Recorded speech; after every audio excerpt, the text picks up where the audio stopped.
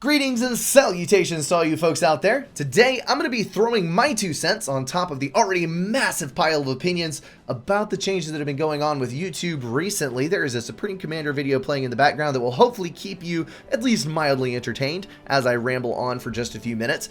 For those of you who have not heard, and I would have to imagine that's maybe a few of you, this horse has been pretty thoroughly beaten already.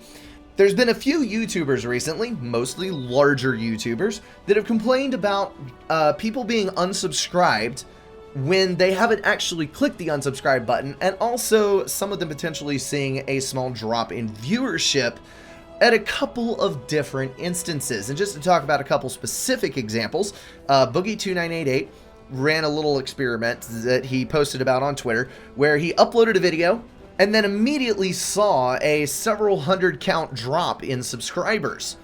He tried to upload another video after things had leveled off and gone back to normal, and the same thing happened again. So that is what's going on with the subscribers. On the views side, there's been a few YouTubers, I'm not going to mention any specific names here, but they've talked about seeing a drop in subscribers that kind of corresponded with a little bit of a weird week on their channel, maybe a change, something like that.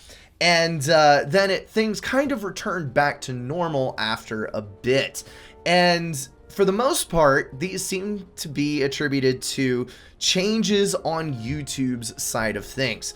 I want to point out here that YouTube is in the business of making money. I don't think anybody had any delusions about that. So any changes that they make are going to be ones that they think will be beneficial to their platform, namely keeping people on YouTube longer and more accurately representing what is going on YouTube so that they can advertise better.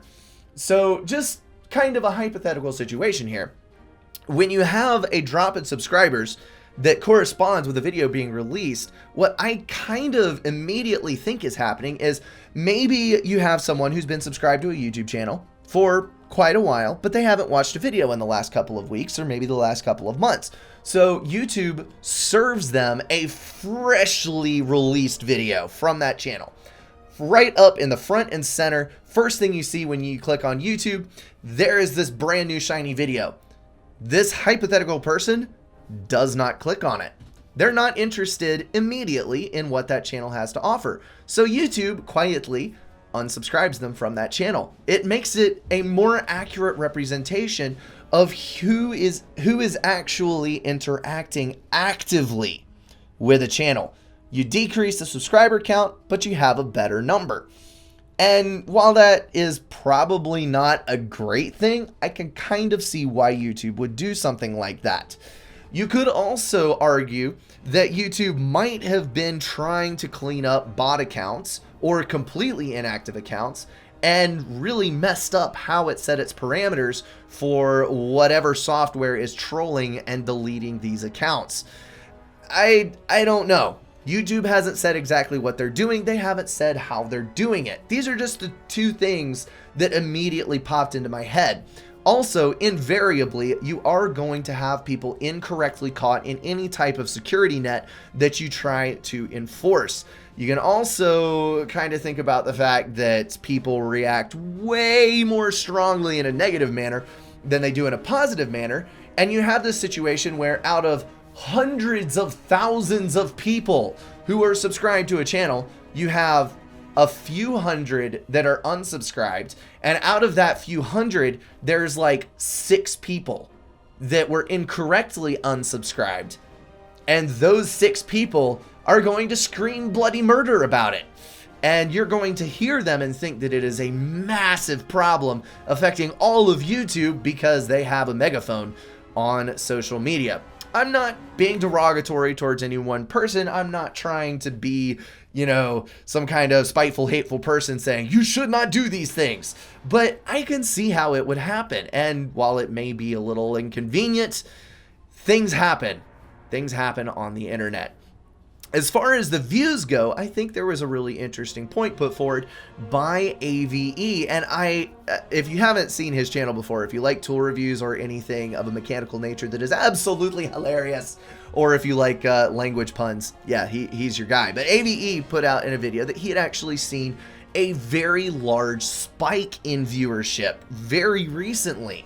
And he thinks it's because his videos are being recommended more. So that kind of piqued my interest because AVE, or not AVE, H3H3, too many very confusing YouTuber names, released a video about how basically trending videos are advertisements and how screwed up recommended videos are. I think I have a theory about what's actually happening. Well, recommended videos takes into account everything you've been watching recently. I clicked over to my trending tab and it had none of the stuff that H3H3's had on it. There were no ads. There were no movie previews until like 20 items down on the list. Most of the stuff on their trending tab was actually relevant to things that I had watched previously. So that is catered to the person looking at it. I don't know what H3H3 was watching before he made that video, but maybe, just maybe, the trending tab was actually keyed to his viewing habits. We may never know. What I have noticed specifically though is that the recommended videos have changed. You know how when you watch a YouTube video, over there on the right hand side, there is a bar with lots and lots of recommended videos. Well, it used to be, if you were watching, let's say PewDiePie, there would be 5 or 6 back-to-back recommendations from PewDiePie's channel in the recommended videos. So unless you scrolled down, more than likely, you would see a ton of stuff from the same channel. That went for pretty much anything you were watching. If they had a backlog of videos that had a reasonable number of views, they would be recommended to you and you could click around for a long time, as long as it wasn't like a music channel, and you would never leave that channel. Well, in the last couple of months, I've noticed, and I was looking around yesterday and like specifically trying to find out if this was true, and for the most part it was, there's only 1 or 2 videos on the recommended side from the channel that you're currently watching. If you're watching, just pick your random YouTuber. I'm just going to stick with PewDiePie. If you're watching a PewDiePie video, the next video is going to be the next one in his playlist or in his series. So it's going to recommend to you the next sequential video, which makes a lot of sense. Then the second recommended video is probably going to be one from his channel, but one that's not related to the one that you're currently watching. Again, it makes sense. More content from the same person, not necessarily exactly what you're seeing. What changes is the 3rd, 4th, 5th, 6th recommended video. Instead of seeing piles of exactly the same content or content that is extremely close, maybe from a different YouTuber, but virtually identical in either topic or style, you're going to see a wider variety of recommendations. You'll see stuff from other gaming channels. You'll see things, maybe a preview for a game that's coming up, maybe something popular that showed up, a video about BlizzCon or something. It'll show you things that are relative to the video that you're watching. They deal with gaming, or they deal with computers or tech, or maybe a recommended video based on what you usually watch, but they're not specifically from the channel that you're watching now. And I think that's what's changed. People are looking at the recommended tab and seeing this wider variety of content, and they might click away from the channel that they're on right now, but they're staying on YouTube longer, and that's what YouTube wants. They want more views on their site. It doesn't have to be your channel, it just has to be a channel on YouTube. While that may be bad for the specific YouTuber, it is good for YouTube, and it's good for smaller YouTubers.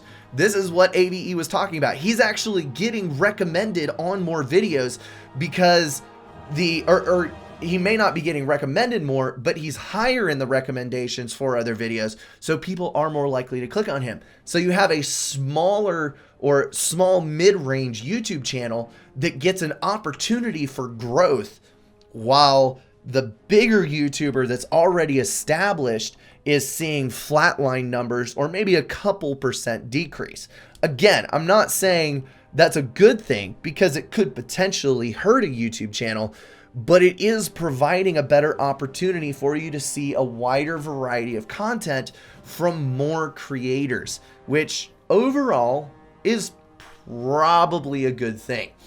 One other thing I would point out is that most of the guys who had decreases in viewership, at least the ones who had drastic decreases, like Linus Tech Tips, who was talking about having somewhere around 40% decrease in viewership for a very brief period, that did turn around. So I think things were adjusted, or people got used to the system, and then it kind of started working the same way. Do I have solid proof of this? No. Does anyone know exactly what's going on? Well, YouTube does, but they don't tell anybody.